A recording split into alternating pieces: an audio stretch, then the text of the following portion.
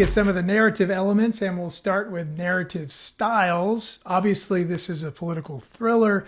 You have these power dynamics at play. You have these secrets. Everyone has a secret, and you get the information of the secret a little bit at a time. That's what makes it a thriller.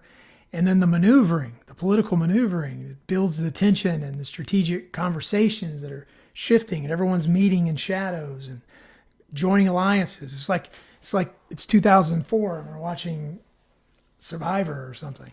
It's also a psychological drama, a lot of ethical dilemmas that we're faced with, examines faith, consciousness, and ambition.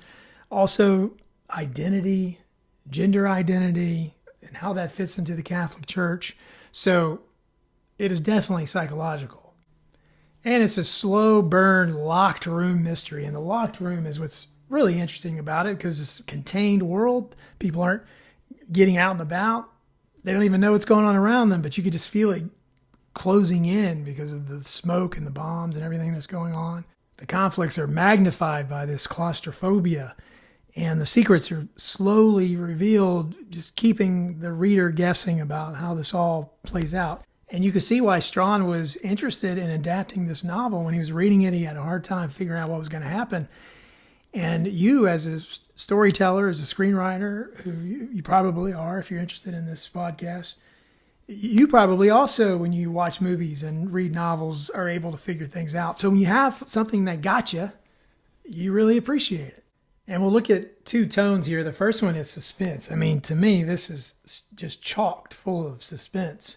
You have the slow reveal of all of this tension. You have the power struggle of the cardinals. That appears to be the main story, but it's really so much more than that. Who will be the next pope? Who is this mystery man? What did the previous pope know before he died? All of these things happening at once. It's very layered. And another tone is reverent.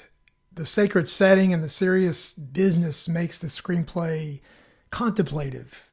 Whether you or I think it's significant or not, it is the world to these people for sure.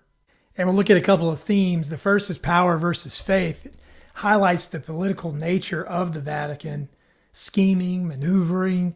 Questions arise about the characters. Are they really concerned about their faith or their status?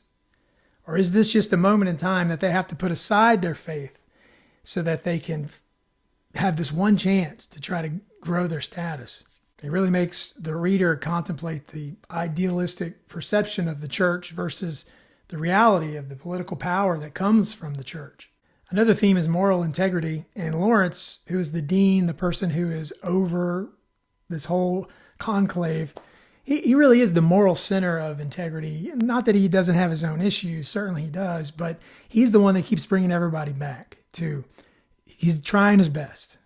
These things keep coming up, and he is tempted to go into the gray area. But for the most part, not always, but for the most part, he is trying to do the right thing. At least that moral compass is constantly pulling him, and that's evident on the page. And then another theme is tradition versus change. Centuries of ancient traditions here revealed in this modern time. That maybe is why the cell phone line is so funny. And the shifting times and the cultures test these customs. I mean, do they really hold up today? And at the heart of the story is truly conservative versus liberal battle. And you see this with these factions of the different cardinals. Both sides pulling from their most extreme positions and not really interested what people in the middle have to say. Sound familiar?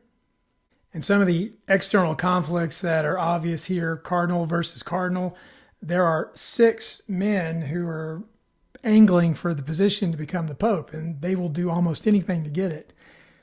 Lawrence versus the system. He struggles to uphold integrity while all the power games are going on around him. His own integrity, their integrity. Secrecy versus truth. The Vatican operates under a veil of secrecy, and the conclave itself is the utmost of that secrecy.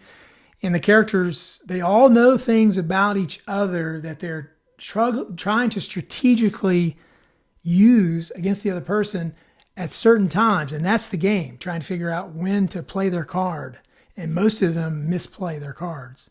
And now we'll look at structure. And Straughan says that he never thinks about structure. He doesn't really care about it. He does, though, notice that certain beats usually fall around certain pages.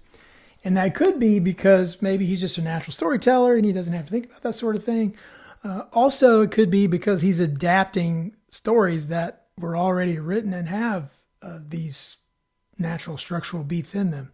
Either way, I thought that was interesting that he was talking about that. We'll look at the structure of this screenplay through the 5-act structure. Act 1, setting up the world, and we get to it quickly with the inciting incident as the Pope is dead. And that puts everyone and everything in motion. And at the same time, we're learning about our 6 main characters. Lawrence is the dean of the Cardinals and in charge of overseeing the election. The world is being established. Whispers of hidden secrets by the previous Pope adds mystery. Act 2, the rising action. They are locked in for their voting and the tension rises. The conservative versus the liberal factions emerge. Everyone has their own agenda of what they want out of this conclave. And Lawrence starts chasing down all these loose ends, these different mysteries that keep popping up. Act 3 is major revelations where the voting is deadlocked and minor plots are fleshed out and characters' intentions are revealed. Secrecy, ambition, faith, all of these collide. And Lawrence must decide if he will keep this important information that he has discovered to himself or if he will reveal it. Act 4, falling action. The truth is revealed about 2 of the candidates. A bomb goes off to create all this turmoil and to show us the importance of what's going on around them.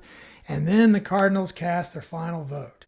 Act 5, the resolution. We have a new Pope. But wait, there's a secret about the new Pope, and Lawrence knows about it. And he talks to the new Pope about it and decides to keep it to himself, this moral dilemma. And we as the readers and the viewers are left to ponder faith, institutional secrecy. What would we do in this situation? That's what makes it an interesting story.